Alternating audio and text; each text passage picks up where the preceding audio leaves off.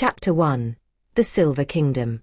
The Silver Kingdom, a land of beauty and magic, stretches beyond the borders of the mortal world, a place where nature and cosmic energy coexist in perfect harmony. Here time flows differently, and each season is a vibrant expression of cosmic balance. Spring turns the plains into emerald meadows dotted with flowers that change color according to the season. Summer brings a warm light that penetrates deep into the heart of the earth. Autumn offers a spectacle of copper and gold leaves, and winter covers the kingdom with a fine snow, shining under the light of the silver moon. The heart of this magical kingdom is the Crystal Palace, a monumental construction that seems carved by the hands of divinity. Its towers rise towards sky, reflecting the rays of the morning sun and bathing in the moonlight. Every corner of the palace is a true work of art.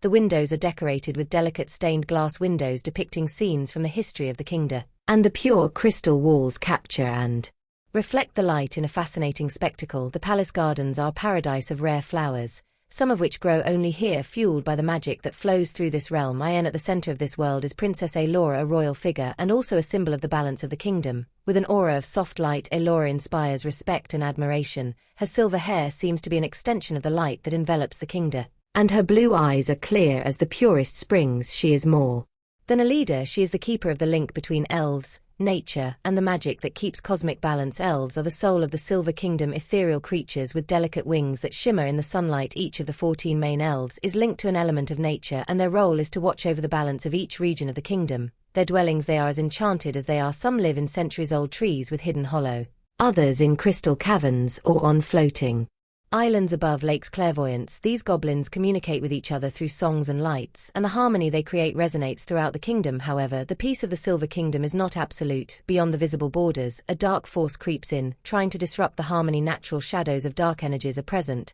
though invisible to the untrained eye. Deep in the air, the goblins have begun to sense subtle movements, and their warning songs have become more intense. Eilora feels the burden of responsibility and knows that an imminent threat could destabilize the kingdom if not countered in time. A place of particular importance is the Silver Lake, located at the base of the Palace of Crystal. Its crystalline water reflects the sky like a perfect mirror, and legend says that the lake harbors an ancient magic capable of revealing the truth to pure souls. In the night's quiet, when the moon shines above the kingdom, the lake seems to vibrate with an energy of its own. Here Eilora often comes to meditate, looking for answers to the questions that trouble her. Every evening, the elves gather in the Moon Garden, a sacred place of the kingdom, to sing ancient hymns. These songs are not only a form of celebration but also a collective prayer to maintain balance. Their pure sounds travel beyond the kingdom's borders, soothing the hearts of those in the mortal world who have forgotten the beauty of nature. The Garden of the Moon is illuminated by bioluminescent flowers that seem to dance to the music of the elves. The Crystal Council, made up of the oldest and wisest elves, plays an essential role in maintaining order. They gather monthly to analyze the signs of nature and to decide on the necessary actions. With all, however, the tension rises as the shadows become more and more apparent. The elves begin to see signs of imbalance, flowers that no longer bloom, rivers that flow more slowly, and a paler starlight. Princess Eilora knows that these signs should not be ignored. She begins to study the ancient writings and look for clues on how to face this threat in the past. In the heart of the Crystal Palace Library, among dusty scrolls and books, Eilora finds fragments of a prophecy forgotten that speaks of the tear of the moon and the role of a brave leader who must gather the forces of light to face the shadows. Although the Silver Kingdom seems like an oasis of peace, every detail suggests that the peace is fragile. The elves become more vigilant, and the songs begin to include cautionary notes. In the Crystal Palace, Eilora prepares to call an emergency meeting of the Council of Crystal. Aware that something big is coming, the shadows are no longer just a legend. They are a reality that lurks at the edge of this fairyland. The beauty and magic of the Silver Kingdom is shadowed by a threat that, though still unseen, is deeply felt. Princess Eilora and the elves must prepare for what lies ahead, realizing that the cosmic balance they have guarded for so long is now put to the test. Chapter 2. Tear of the Moon. On an unnaturally quiet night, when the sky was covered by a silver veil of clouds, Princess Eilora was on the shore of the Silver Lake looking for answers. The crystalline waters of the lake seemed calmer than usual, and their perfect mirror reflected the sky without any distortion. However, a subtle yet palpable energy seemed to flow through the air, making the blades of grass rustle slightly under breeze. Invisible. Looking deep into the water, Eilora notices something unusual. In the middle of the lake, a faint silver light begins to pulsate. Curious, and where the princess stretches her hands above the water, invoking the magic of the kingdom.A. delicate wave of light emanates from her palms, and the lake responds, opening into a concentrated circle of fine waves. In the center of this circle, a mysterious object slowly rises to the surface, a tear silver, glowing with an inner light that seemed to breathe. Eilora picked it up carefully, immediately feeling a deep connection with the artifact. The tear of the moon, as it would later be called, emanated a mysterious energy, warm and cold at the same time.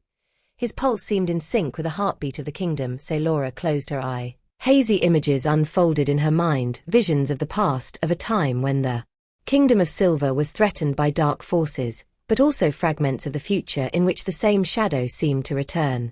Aware of the importance of the discovery, Eilora immediately convenes the Crystal Council, the council room, located in the highest tower of the Crystal Palace. It was illuminated by the rays of the moon that penetrated through the carved windows. The goblins, each representing an element of nature, had taken their places around the table, circular in the center of the table. The tear of the moon projected its silver light, drawing everyone's eye. Celarion, the wisest of the elves and keeper of legends, was the first to speak. This is no mere artifact. The tear of the moon is mentioned in ancient writings as a gift from the moon goddess, created to maintain the balance between light and dark. It is said that it can reveal hidden truth and provide protection from shadows. Eilora, the protector of the flora and one of Eilora's closest allies, he added in his gentle voice. But why now? Why did the tear appear just now when the shadows seemed to grow stronger? Eilora, with her eyes fixed on the artifact, answered. I think it's a warning. The tear was awakened by the imbalance between light and dark. We need to find out how to use it before the shadows overwhelm us. As the discussions continued, the energy of the tear seemed to influence the atmosphere in the hall. Its light danced on the crystal walls, creating ephemeral images that seemed to come to life for a few moments. The goblins tried to decipher the projected symbols, but they were cryptic. Like a long-forgotten language, Celarion proposed an ancient ritual, one that could reveal the connection between the tear of the moon and the magic of the realm. The ritual, known as the calling of the light, was considered sacred and rarely used to perform it. The presence of the most powerful elves and a place with intense magical energy was needed. The place chosen for the ritual was the Stellar Sanctuary, an enchanted forest located on the edge of kingdom. In the heart of this forest was a 1,000-year-old tree known as the Eternal Tree. It was said that its roots reached to the core of the earth and its crown reached the stars. Under the pale moonlight, the group led by Eilora and Celarion gathered around the tree. The tear of the moon, placed on a sacred stone, began to pulse again, as if recognizing the place. The ritual began with chants ancient, and the goblins called upon the energy of nature to intensify the connection with the artifact. The air became charged with magic, and the sky above the forest seemed to open, revealing unknown constellations. The light of the tear intensified, and from it projected an ethereal map indicating places in the kingdom. In the center of the map, one symbol shone brighter than the rest, a 6-point star surrounded by circles concentric. Eilora recognized the symbol from her childhood stories. It was the seal of the moon goddess, a sacred place where the essence of cosmic balance was believed to be kept, but this place was long lost, hidden from the eyes of mortals and elves alike. Celarion confirmed. It is clear that we must find this place, but the journey will be dangerous. Dark forces will try to hinder us. After the ritual, the group returns to Crystal Palace to prepare for the expedition. Eilora knows that every step must be carefully calculated, as the stakes are high. Meanwhile, the elves on the council work tirelessly to decipher the symbols and messages left by the tear of the moon. Every detail may be the key that to give them the advantage they need. As the night draws to a close, Eilora gazes again at the silver lake. The water is calm again, but in its depths the echo of the tear's light continues to pulse. The princess feels the weight of responsibility, but also the hope the artifact brings. The moon's tear is not just a symbol of the past. It is the key to the kingdom's future. Eilora vows to do whatever it takes to protect the realm and its inhabitants, even if it means facing his greatest fears. The evening ends with the image of Eilora sitting by the lake, looking fixed on the sky that is beginning to lighten. In her soul, light and darkness dance, just like the energy of the tear, preparing for the coming battle. Chapter 3: Messenger of Shadows.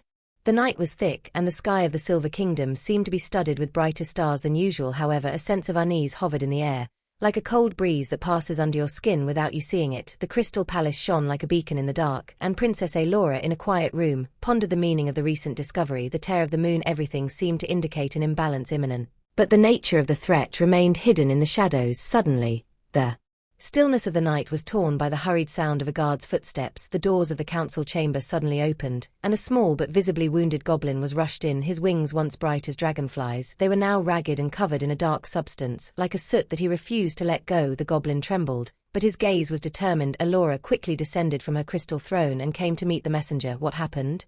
She asks in a calm but firm voice. Who hurt you like that?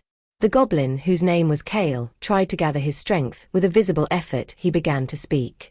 The shadows of the Gromy Kingdom are coming towards us. Something, or someone, is leading them. The darkness is growing. I have never seen such a force before. His words are followed by a wave of whispers among the goblins gathered in the hall. The kingdom of Gromi was a forbidden zone, a hidden expanse of wasteland beyond the borders of the known world. No one had spoken of the place in centuries, and memories of it had become legend. Kale, he continued, his voice trembling.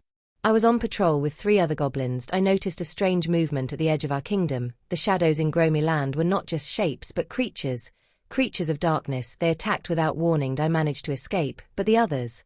Eilora placed a hand on his shoulder, sending him a soothing energy.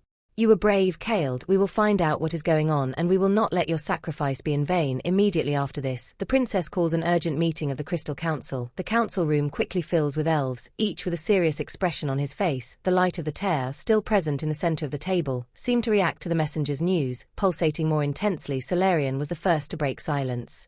If the kingdom of Gromi is active again, it means that an ancient prophecy is about to be fulfilled. It is said that in times of imbalance, the shadows will seek a leader and he will try to engulf the world in darkness. Eilora, the protector Flora, looked towards Eilora.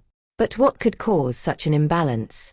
The tear of the moon has been found, and the energy of our kingdom should be protected. Why are the shadows attacking now? Eilora answered, with a determined look. It is possible that the discovery of the tear has disturbed a greater balance than we imagined. Or perhaps the dark forces have been waiting for the right moment to act. Regardless of the reason, we must find out who or what is driving them.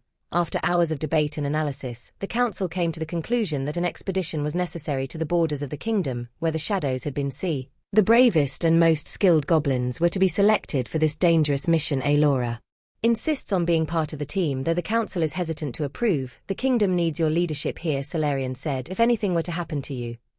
The kingdom needs me on the battlefield, Eilora replied firmly. No, I can ask others to risk their lives without me by their side. Additionally, my presence can strengthen the magical bond with the moon's tear. If the shadows try to stop it, my magic might be our only defense. Final. The council gives in. The chosen team included Eilora, Kale, despite his injuries, refusing to stand aside, and 4 other war elves, each with a strong connection to an element of nature: Arion, the master of the winds; the Roz, the protector of the earth; Cilia, the mistress of the waters; and Igna, the force of fire. Before departure, each member of the team prepares carefully. The elves are armed with enchanted weapons, forged from pure crystal, and Eilora prepares healing potions and protective amulet. Eilora, on the other hand, spends the last moments before departure meditating at the Silver Lake, asking for guidance from the ancient spirits of the kingdom. The morning of departure comes quickly. Under grey and ominous sky, the team gathers at the edge of the forest enchanted that separated the Silver Kingdom from the unknown territories. Each step forward brought them closer to the unknown,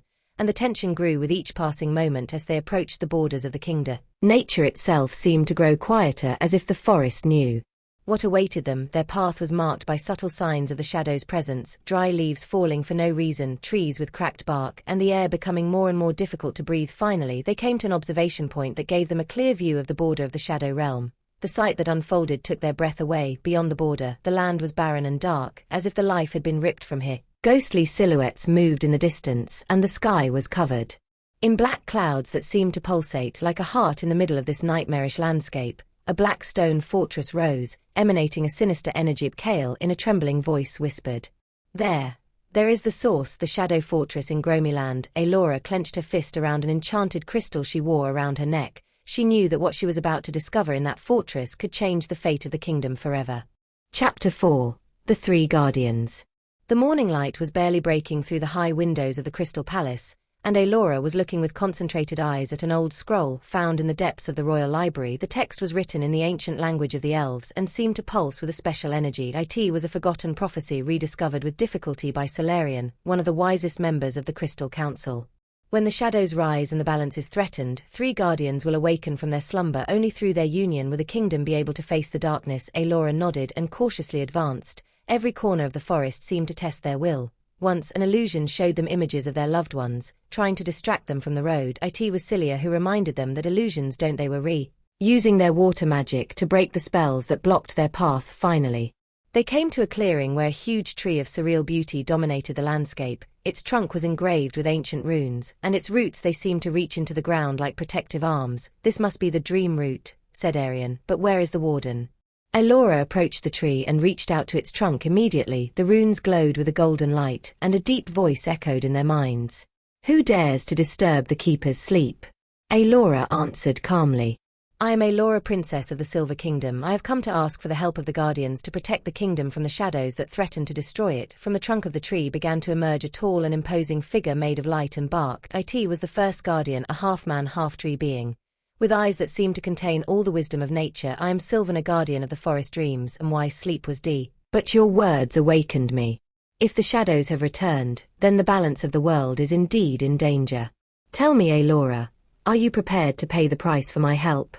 Eilora held her head high. I am prepared to do whatever it takes to protect my kingdom and people. Sylvana seemed to weigh her sincerity, then raised a hand. The tree's roots moved and formed an altar upon which a glowing seed appeared. This is the essence of the forest. So long as you carry this seed, my power will be with you. But remember, Eilora, every guardian has a price. Mine is simple. Protect nature and never allow balance to be sacrificed for personal ambitions. Eilora took the seed.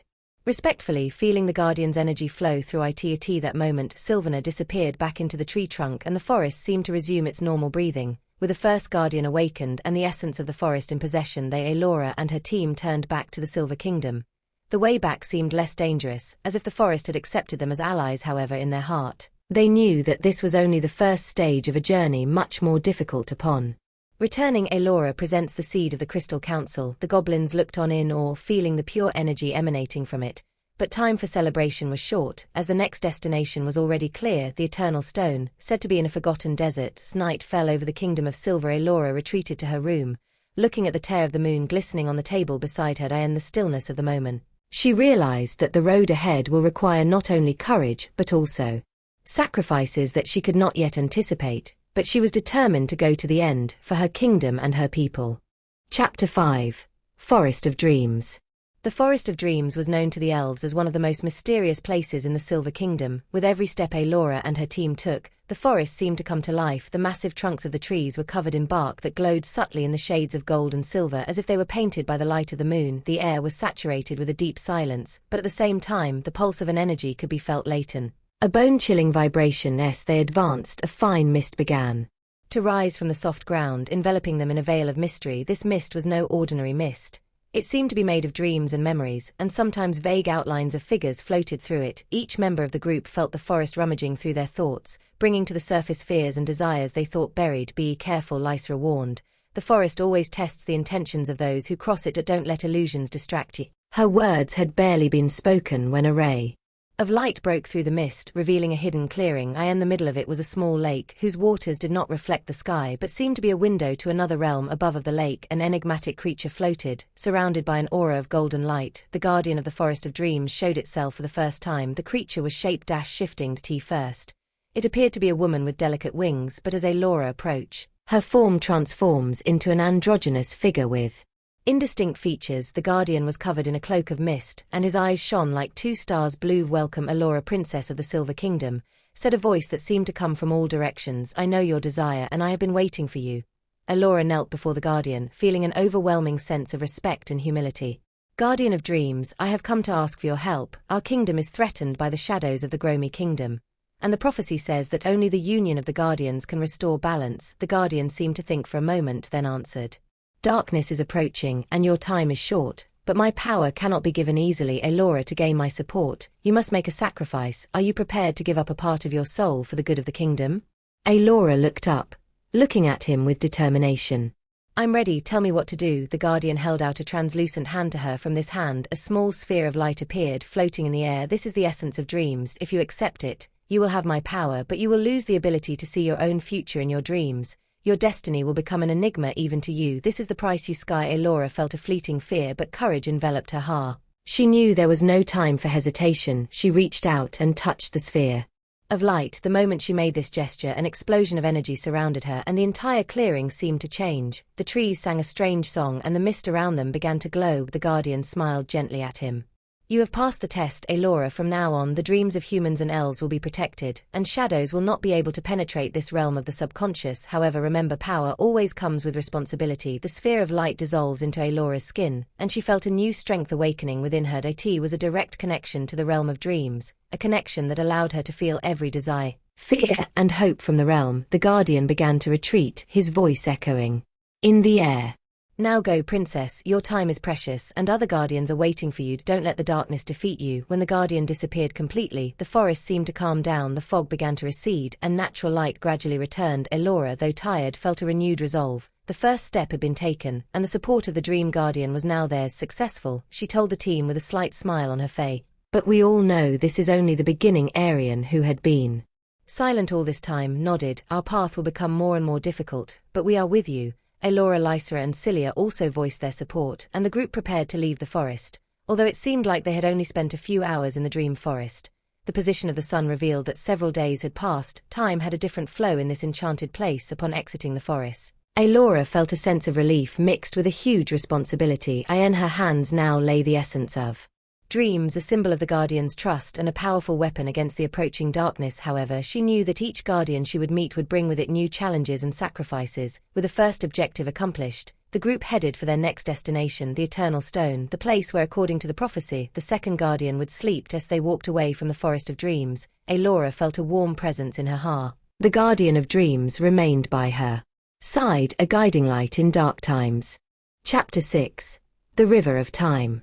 As Eilora and her team approached the banks of the River of Time, a strange sensation began to come over them. The surrounding landscape seemed to pulsate, the colors changing in a strange rhythm, and the sounds of nature were distorted, as if were reflected through a broken mirror. The River of Time, known in legends as a place where the boundaries between past, present, and future were blurred, stretched before a stream of water that glittered in colors impossible to describe. The water of the river was not like any other. It was translucent, but it seemed to hide in the depths vivid images, scenes from the past, shadows of the future, and fleeting moments from the present, all mixed in one flow, endless. Every time you looked at the river, it offered you a different vision, as if showing you what your soul longed to see or what it feared to face. Why the river waiting for them was an enigmatic figure, shrouded in a long cloak as blue as the night sky. This was Ilios, the guide of the River of Time, being said to exist outside of time itself. His face was hard to pin down. The contours seemed to fluctuate, as if it were a reflection in murky water.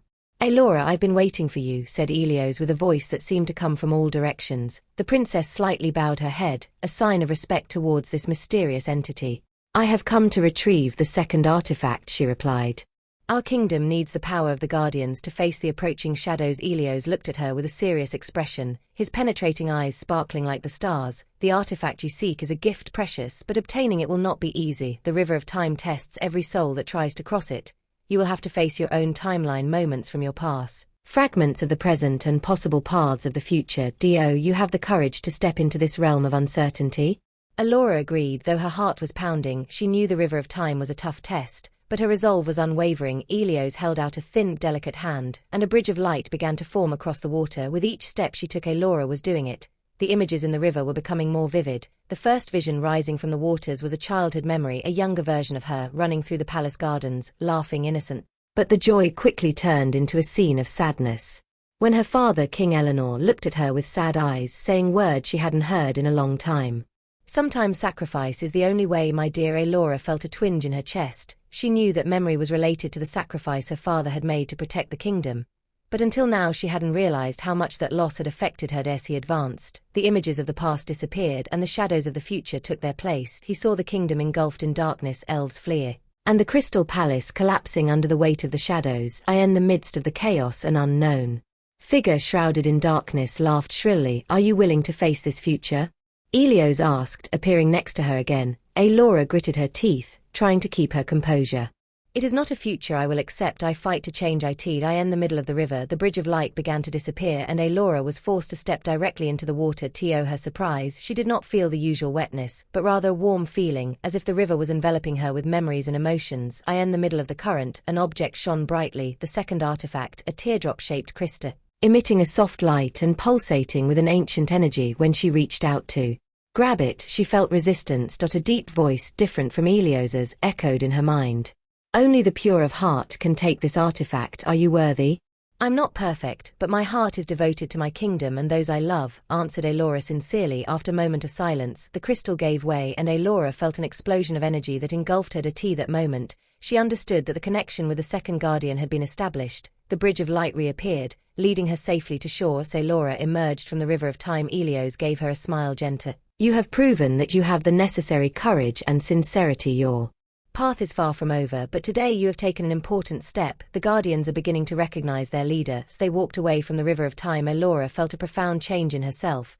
Not only did she have the second artifact, but she now had a better understanding of the responsibilities and sacrifices required to protect her kingdom. Determination strengthened, she turned her gaze to the horizon, knowing that the third guardian was waiting for her in the eternal stone.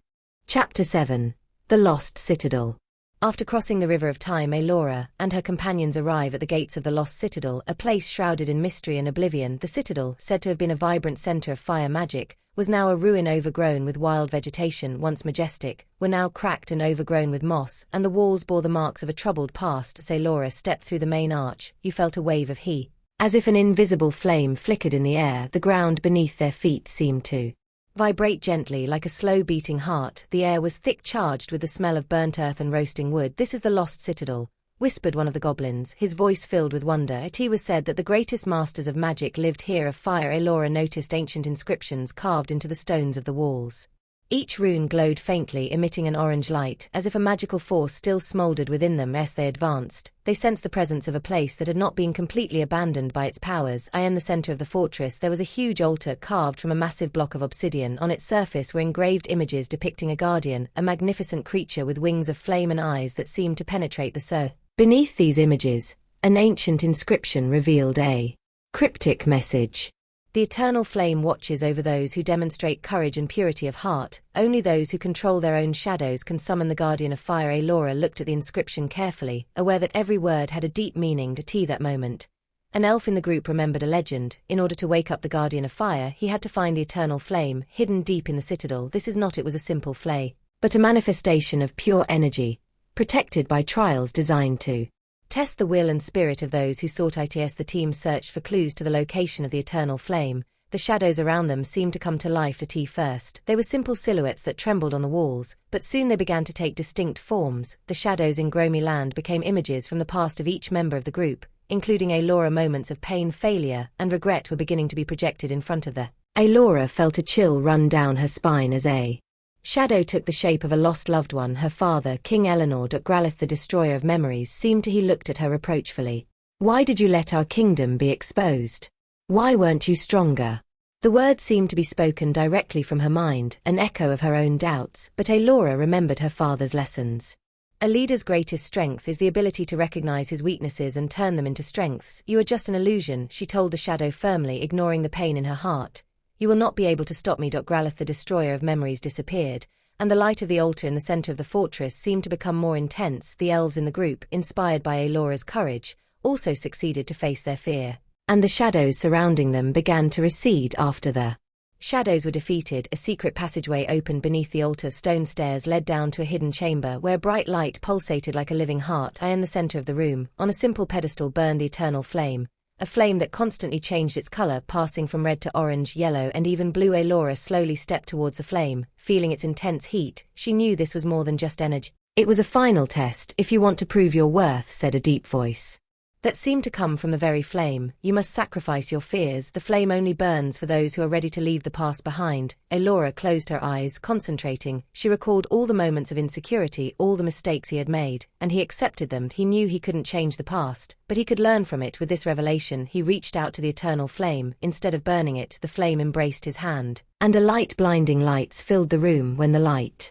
dissipated, Eilora held a heart-shaped crystal in her hands, the second artifact needed to awaken the guardian fire. The eternal flame was gone, but the room seemed more alive, as if its energy had been released. "You have passed the test," said the deep voice. "The guardian of fire will recognize you now." When Eilora and her party left the Lost Citadel, the sky was clearer and the air easier to breathe. But they knew their journey was not over. The shadows of Gromy Land that had tried to stop them were only a preview of the dangers to come. Eilora gathered the crystal in her hand, feeling a new force pulse in his soul. The guardians were closer to being reunited, and his kingdom had a chance to survive. However, one question haunted her. Who or what controlled the shadows that seemed to follow them at every step? Chapter 8. First Encounters. After leaving the Lost Citadel, Eilora and the elves ventured into a desolate and dark landscape, where the earth was cracked and lifeless. They advanced in silence, and each step seemed to reverberate in an endless void. The atmosphere was tense, feeling like a heavy pressure on their souls. "Do you feel it?" murmured one of the goblins, a frail creature with delicate wings that glinted faintly in the diffused light. It's as if the earth itself were crying. Eilora nodded, feeling that deep uneasiness in her turn. There was a strange, almost palpable energy in the air that it made their skin feel tight and their breathing heavier. He knew they weren't alone. First, the shadows appeared as blotches, dark, barely visible, that moved at the edge of their field of vision. Then slowly, they took shape, taking on more defined forms. They were featureless creatures, composed of a dark mist, with eyes glowing a bright red. Get ready, Eilora shouted, drawing her crystal sword, which glittered in a silvery light. The goblins quickly organized themselves, each taking a strategic position for defense. Whispers began to be heard in the air, like a strange incantation that seemed to come from all directions. The shadows advanced, moving with unnatural speed. The first creature, Nixia, the bringer of silence, the dead, attacking directly, aiming for one of the goblins. With a swift movement, Eilora intervened, her sword slashing through the dark mist. The shadow dissipated in a cloud of smoke, but 3 more took its place. There are too many, cried a goblin with a trembling voice. What are these creatures? Eilora didn't have an answer, but she felt that they were more than just evil entities. Every blow she took seemed to weaken not only her body, but her will as well. The shadows weren't just a physical threat. They seemed to feed on fear and doubt. Those they were attacking, the goblins mobilized bravely. Some summoned energy shields, while others launched arrows of pure light that seemed to dissolve the shadows. But for every shadow destroyed, 2 more appeared. Eilora, at the center of the battle, concentrated on keeping her composure. She knew panic would be fatal. Concentrate. Don't let fear rule you, she shouted, trying to encourage her comrades. In the midst of the chaos, a shadow larger than the others seemed to stand out. It had an almost human form, but with huge wings that seemed to absorb any light. It was Umbereth, master of eclipses, who lives on the Hill of Darkness. His deep red eyes were fixed directly on Eilora. You are their leader, the creature said, his voice a mixture of whispers and growls. You are the one who will fall first. Without warning, the shadow released a wave of dark energy, heading straight for Eilora. The goblins tried to protect her, forming a wall of light around her, but the impact was devastating. The barrier shattered and Eilora was thrown to the ground. The impact left her without air, and for a moment everything seemed lost. But in that moment of weakness, Eilora remembered her father's words. True strength comes from the soul, not from the sword. Standing up with difficulty, he clutched the crystal sword and concentrated all his energy. He remembered the eternal flame and the promise he made to the guardians that a gentle but intense light began to emanate from his body. And the shadows seemed to retreat. I will not allow darkness to conquer this realm, she said in a firm voice. This is the kingdom.A, and you have no place. With a swift movement, he raised his sword, and a ray of silver light pierced the darkness, striking the large shadow directly. The creature let out a sharp scream, and its form began to disintegrate. Once the shadow, the older one, disappeared, the other creatures began to retreat, losing their form and dissipating into the air. The goblins, though exhausted, gathered around Eilora, looking at her with admiration. You succeeded, whispered one of them. The shadows were just a prelude to a much bigger threat, but at the same time, this victory had given them one priceless thing: hope. We must hurry, she said, heading for the next destination. The guardians must be awakened before the darkness reveals its full power. As the group moved away from the battlefield, Eilora felt deep down that the test of their courage was beginning.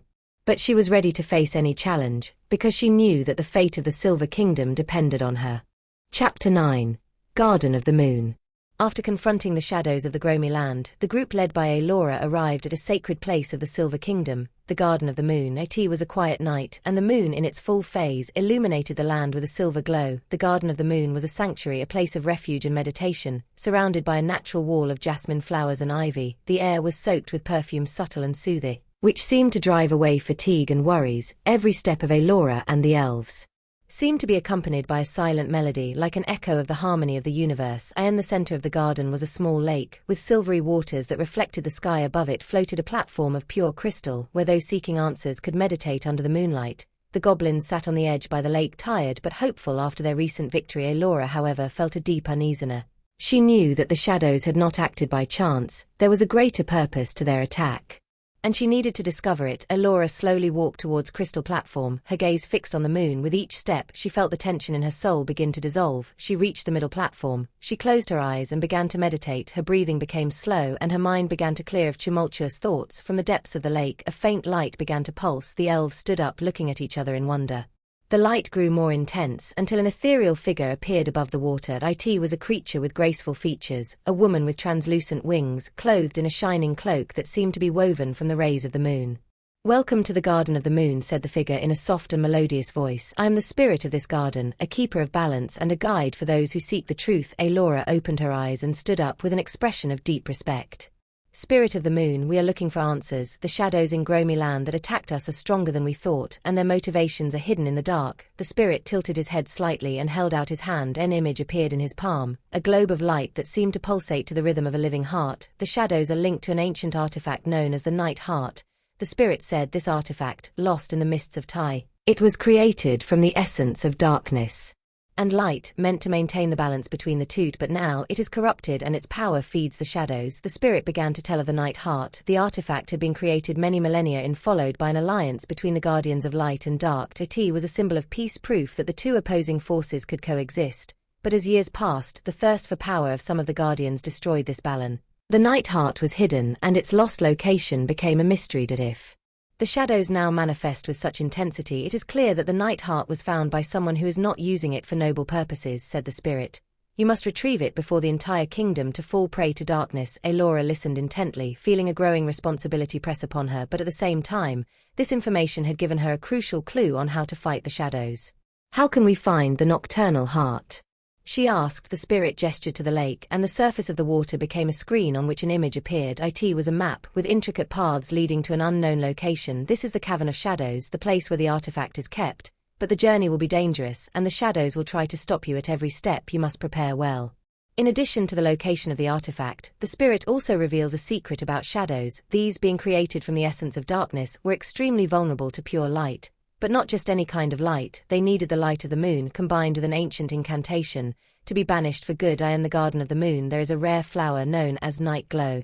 Its petals contain the essence of moonlight and can be used to create a weapon against the shadows, the spirit said. But the flower is protected by a test, and only the pure of heart can obtain it. Eilora agreed, determined to pass any test to obtain this flower. She headed for the corner of the garden where soft light shone, the sign of the flower's presence. The elves followed her, offering her moral support. Arriving in front of the flower, Eilora was greeted by an inner voice, which seemed to come from the depths of her soul. "To obtain the night glow, you must open your heart and face your greatest fears," said the voice. "Are you ready?" Eilora closed her eyes and nodded. Instantly, she was transported into a vision. She was alone in an empty landscape, surrounded by shadows. Each of them whispered doubts and fears, trying to overwhelm her. But Eilora remembered her courage and her connection with the elves and the guardians. Loudly, she confronted them. "I will not allow fear to control me, and why light is stronger than any darkness." The shadows disappear and the vision dissolves. Eilora returned to the Garden of the Moon, where the night glow now shone with greater intensity. She reached out and picked the flower, feeling a warm and comforting energy flowing through her. With the flower in hand and the map to the Cavern of Shadows, Eilora and the goblins, they knew that the next step was crucial. In the Garden of the Moon, they had found not only answers, but also a precious weapon against the shadows. The moon spirit blessed them before they left, and the silver light of the garden seemed to follow their every step. "The shadows of Gromy Land are strong, but you are stronger," said the spirit. "Never forget that your inner light is the key." They walked away from the Garden of the Moon. Eilora felt a mixture of emotions, fear, hope, and determination. She knew that the road to the Cavern of Shadows would be the most difficult yet now, but she was determined to go all the way to save the Silver Kingdom. Chapter 10. The Quest for the North Star. The beginning of the journey to the Eternal Mountains was marked by a heavy silence, interspersed with a palpable tension. The sky above the Silver Kingdom was clear, but a cold, almost threatening air could be felt in every breeze. Eilora and the elves who accompanied her, and they prepared supplies and magical weapons.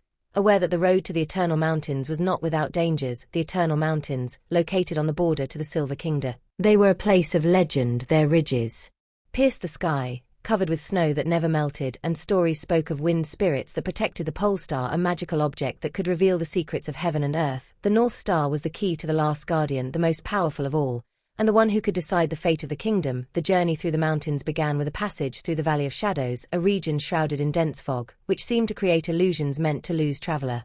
The goblins ignited orbs of blue light to chase away the fog, and Eilora used her amulet, infused with energy from the moon's tear, to find the right path. Along the way, fleeting shadows seemed to follow them, but the goblins remained vigilant, prepared for any attack. As the team climbed higher, the temperature dropped rapidly. The ice-laden trees seemed sculptures shrouded in cold and intimidating beauty. In a mysterious clearing, Eilora spotted a strange flower, the only one of its kind in the region, the glacial Flower, according to legends, it only grew in places where natural energy was strong. Eilora decided to pick it, sensing that she would play a crucial role in their mission. When they arrived at the first refuge in the Eternal Mountains, an abandoned sanctuary carved into a rock, the team took a pause. The elves busied themselves with erecting a protective barrier, while Eilora explored the sanctuary. On the walls were ancient engraving, depicting the North Star and a giant guardian, a being enveloped in blue flames. The inscriptions, in a forgotten language, were deciphered with the help of the most learned elf Tyrael. The text spoke of a test of courage and heart pure, required to be able to access the power of the North Star. The next day, the team continued their ascent. Every step was a challenge, as strong winds and dizzying snow created an almost unnavigable landscape. At one point, they were attacked by creatures of the shadow,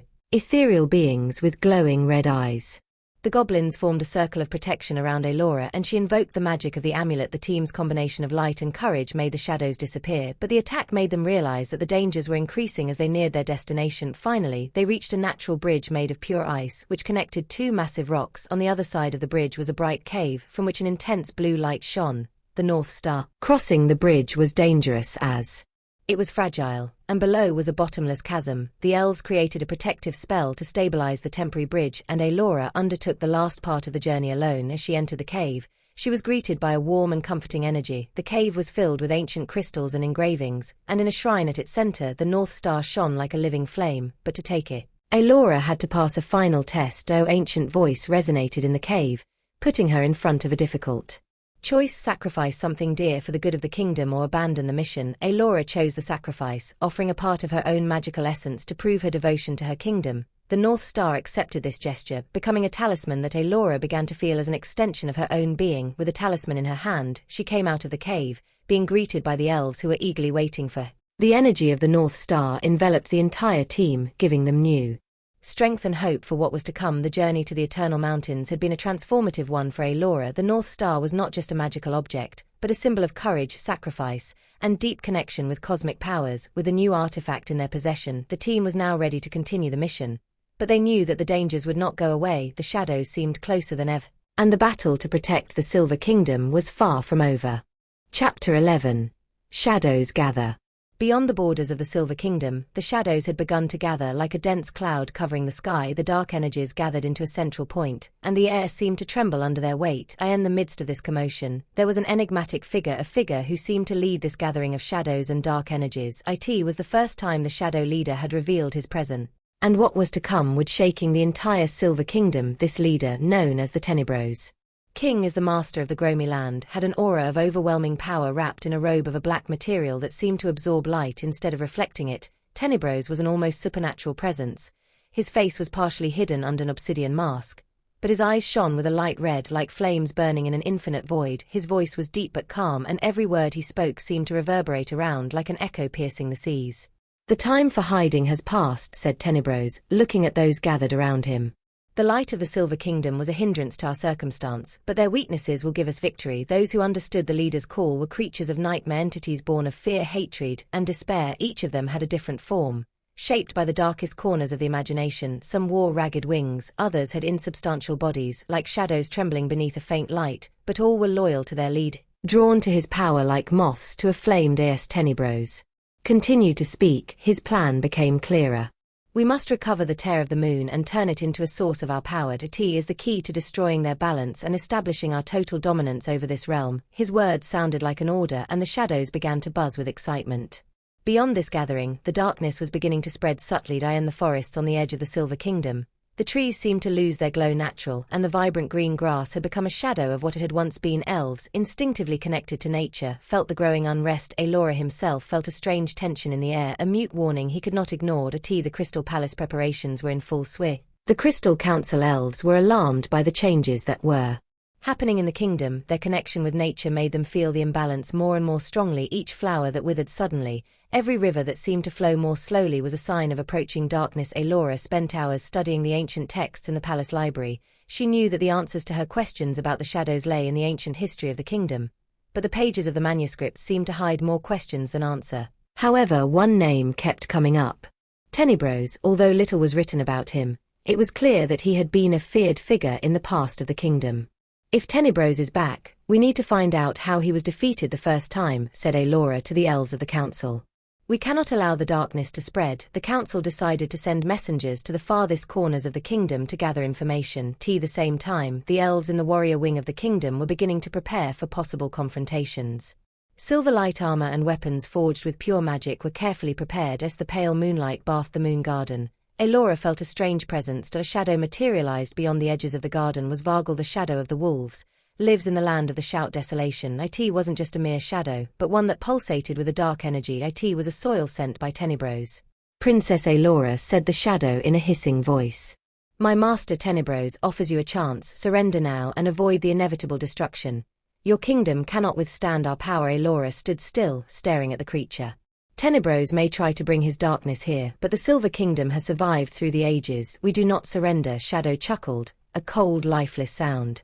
Then let there be war. With those words, the shadow evaporated, leaving behind a trail of cold and darkness. Eilora felt the gravity of the situation for the first time.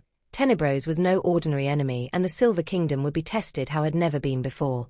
With the news of the impending confrontation, Eilora knew she needed strong allies. The 3 guardians she had sought so far were a radius of hope. Although 2 of them were awakened, there was still one guardian that needed to be found. The same time, the North Star that he had obtained in the previous chapter was beginning to shine brighter, as if showing the way to the next stage of his journey. As time passed, the Silver Kingdom was becoming a place of feverish preparations. The elves were joining forces. The magical creatures of the kingdom were beginning to show their loyalty towards Eilora, and the gardens, rivers, and forests filled with warm light in response to the darkness that threatened to engulf them. Yet in the depths of the nights, Eilora could not ignore the growing fear. King Tenebros was an enemy who knew the kingdom's weaknesses, and time seemed not to be on their side. However, she was determined to fight for her kingdom, to protect every soul that trusted in the light of the Silver Kingdom. Thus in this tense chapter, the shadows began to organize, revealing their leader and their intentions, with the danger becoming more and more real. Eilora and her kingdom must find the inner strength and allies they need to face the greatest threat they have ever known. Chapter 12. Betrayal. Time seemed to flow more slowly in the Silver Kingdom as tension grew. The shadows had organized themselves, and their leader, Tenebros, had become a constant presence in everyone's thoughts. However, the kingdom had a deep trust in the Crystal Council, the group of important elves who watched over the magical and strategic balance of the realm. But somehow in this oasis of loyalty a rift was beginning to form. Eilora and the elves were gathered in the great hall of the Crystal Palace discussing strategies to prevent a frontal attack from the shadows. The atmosphere was tense, and each member of the council felt the weight of their responsibilities. Among them was Idrin, an elf known for his intelligence and for his vast knowledge of the kingdom's artifacts. However, in recent weeks, Idrin seemed more distant, and his eyes often avoided the others' gazes. One of the younger elves, Lysra, noticed that Idrin frequently left the councils without giving clear explanations. Also, certain important documents were disappearing or being moved from the sacred archives. Eilora, always attentive to details, began to question these behaviors, but decided not to accuse anyone without evidence. One night, Lysra decided to follow Idrin. Sensing that something was wrong, he slipped out of the Crystal Palace and made his way to a secret passage that led to the Hall of Relics. Lysra remained in the shadows, watching him intently. What she saw froze her. Idrin was activating a magical seal that protected one of the most important relics of the kingdom, the Eternal Stone, an artifact that maintained the connection between the Silver Kingdom and the cosmic energies. Lysra hurried to Eilora to tell her what she had discovered. When she reached the throne room, her breathing was rapid and her face reflected horror. Princess Eilora, Idrin. He betrays the kingdom. I saw him in the Hall of Relics, activating the seal for the Eternal Stone. Eilora immediately stood up, her blue eyes flashing with determination. We must act now before the shadows take advantage of this weakness. When Eilora and the goblins reached the Hall of Relics, Idrin was already there, wrapping the Eternal Stone in a cloak of shadow, obviously corrupted by dark magic. His face seemed changed, and a cold smile betrayed his intentions. Idrin, how could you do that? Eilora shouted, her voice echoing throughout the hall. The treacherous goblin turned to her with a look full of contempt. For too long, the Silver Kingdom has lived its false glory. Your light is not natural. It is a lie that hides the true power of darkness. King Tenebros has shown me the truth. He is the future. Eilora raises her crystal sword, and its light reflects on the walls of the hall. Tenebros is not the future. It is only a parasite that feeds on fear. Give up these ideas, Idrin, before it is too late. But the treacherous goblin laughed, and a wave of dark energy erupted from his hands. The elves present formed a protective shield in a split second. But the attack revealed how far Idrin's corruption had gone. The fight that followed was intense. Eilora and the elves had to fight not only to stop Idrin, but also to protect the relic. The eternal stone, placed on a crystal pedestal, began to vibrate, a sign that its energy was unstable under the influence of the shadow. Eilora used her connection with kingdom magic to counter Idrin's dark spell. With each movement, her sword left a trail of light that seemed to burn the darkness. The elves, led by Eilora, worked together to stabilize the energy of the eternal stone. Eilora managed to disarm Idrin, forcing him to his knees. The traitor looked up at her, but his malice was gone in the eyes.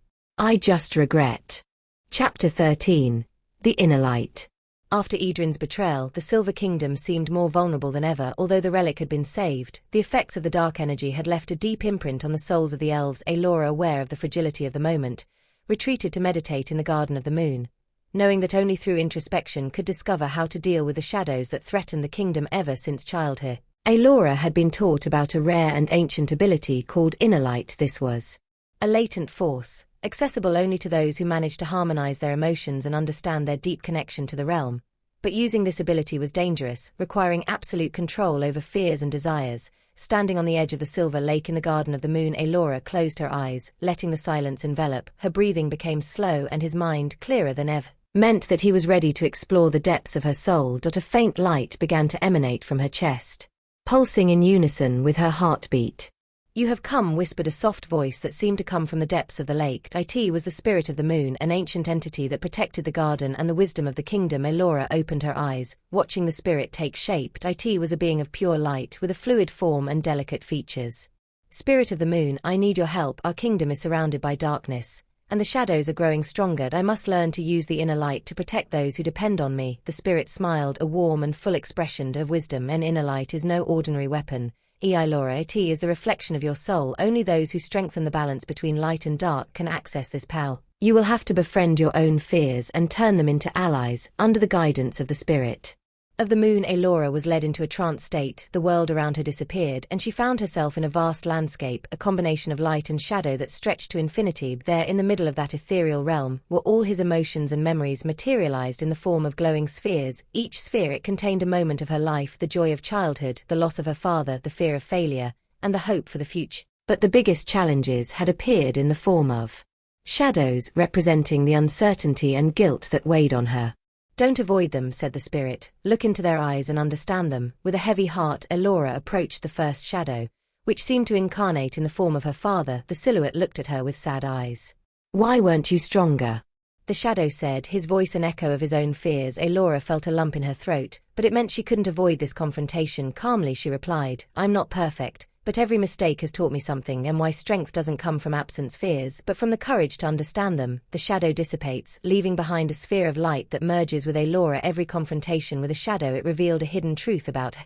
And with each step, the light in her chest grew more intense. When all the spheres of light merged within her, Eilora felt a burst of energy returning to the moon garden. Her body now radiated a warm but powerful light. It was an energy unlike anything she had experienced before, a combination of strength and inner peace. The moon spirit looked at her with pride.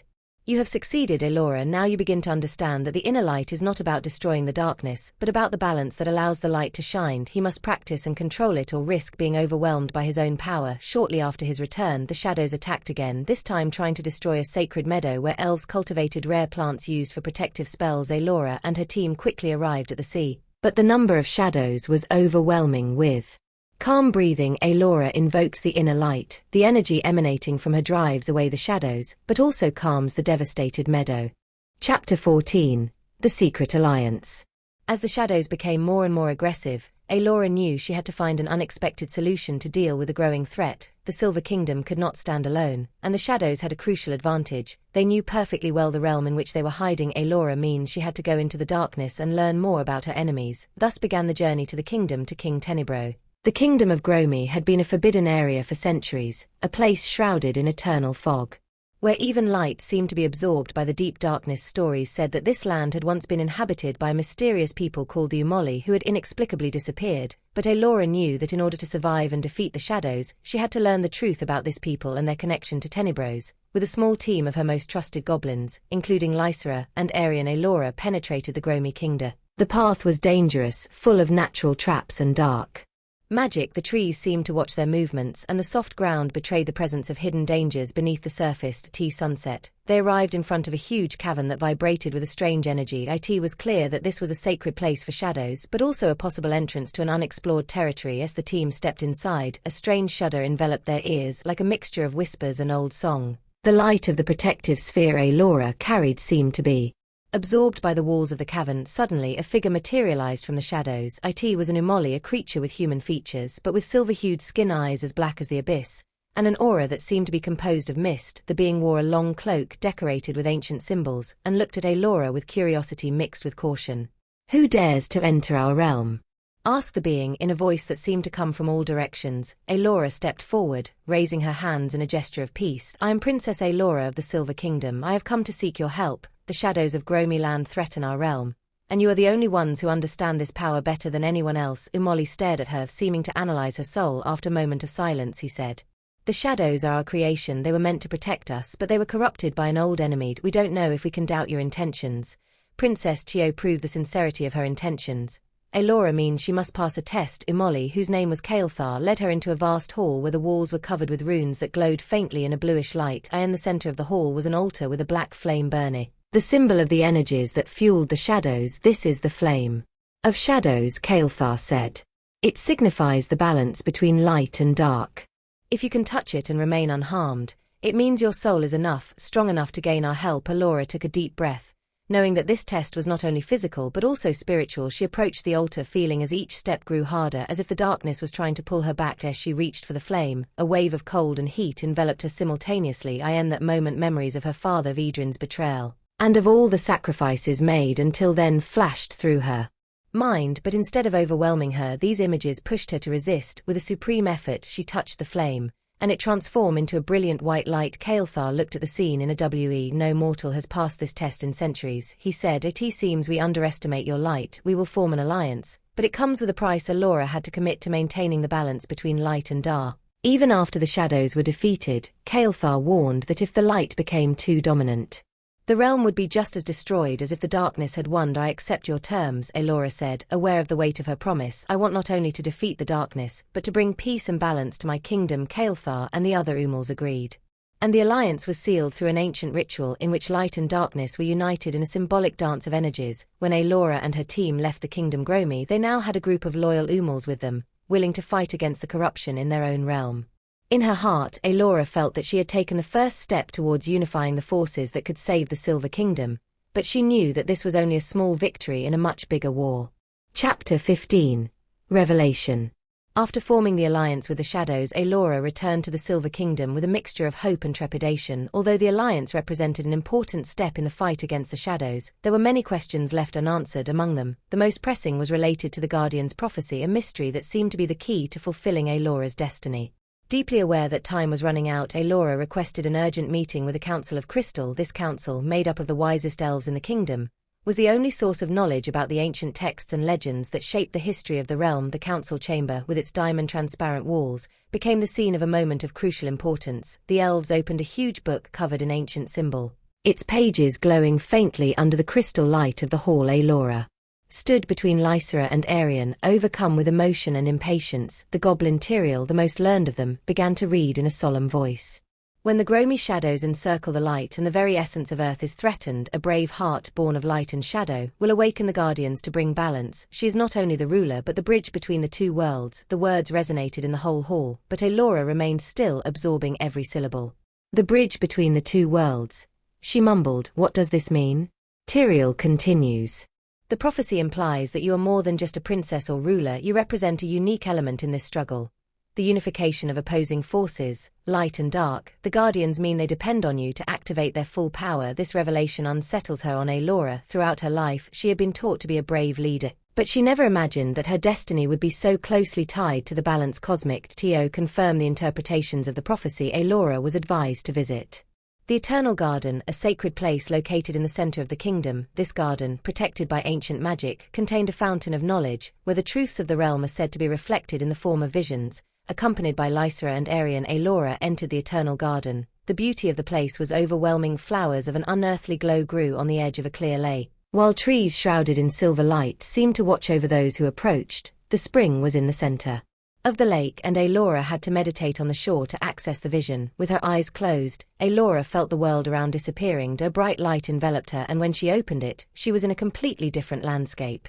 The guardians, the three magnificent beings which she had succeeded in awakening, stood before her. Eilora said, "Sylvanab, guardian of the Forest of Dreams, you are called to do what no other ruler has accomplished. Our power is not complete without the inner light you possess." Another guardian, Igna, Lord of the Eternal Fire, continues. "But with this power comes a sacrifice. The prophecy designates you not only as a hero, but as a bridge that must bear the weight of the conflict between light and darkness." Eilora gathered her courage and answered,